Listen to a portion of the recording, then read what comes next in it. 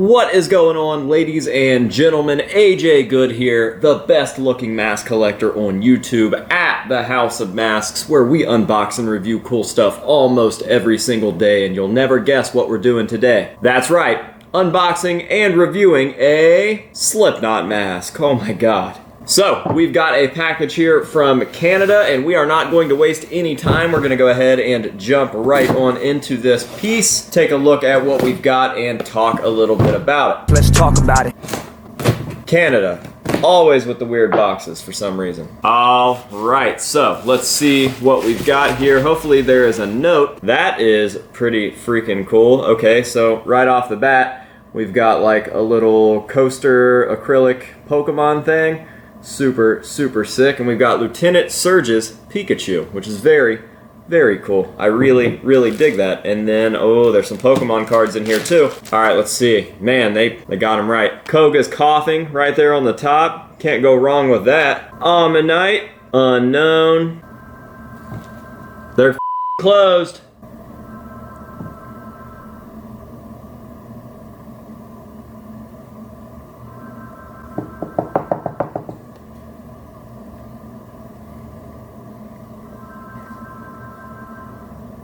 Poliwag, Shuppet, Meryl, Starly, Goldeen, Quagsire, Crocodile, Murkrow, Bonsly, Natu, Brox, Geodude, and finally, Geodude. Well, we're not even to the mask yet, and I'm already pretty stoked about this package. This feels more like a Mailbox Monday than it does just a regular old Slipknot mask unboxing. Regardless, we've got the mask right here. It looks like it kind of fell out. So yes, are you guys ready? This is a mask like no other. That's not true. It's kind of like some other ones, but this is a mask that we've never seen before. I believe this to be the first and only replica of this variant out there, and what we have today is the proto Screaming Mad George personal copy of the silver Jim Root Jester mask from Iowa. So this would have been SMG's personal copy. This is the one that he would take to different shows, trade shows, expos, conventions, etc. He would have this variant of the mask out on display, along with an entire line of other masks that he made for the Slipknot members, but they were his versions. They were the artist copies. These would have been the prototypes that he showed to the band, and then they would have made other variants that the band actually wore based on those copies. So he had everything from the Iowa masks right up into some Volume 3 masks, and then eventually that torch was passed from Screaming Mad George over to Rallis, and the rest is history. But this would have been the Jim Root Iowa promo Jester. So prior to the silver ones that we saw Jim wear, which, by the way, the Iowa promo that Jim actually did wear is my all-time favorite Jim Root mask, as well as the last Slipknot mask unboxing that we did on this channel. So this came in good time. But yeah, definitely never seen a replica of this, and I haven't actually turned this thing around to look at it myself,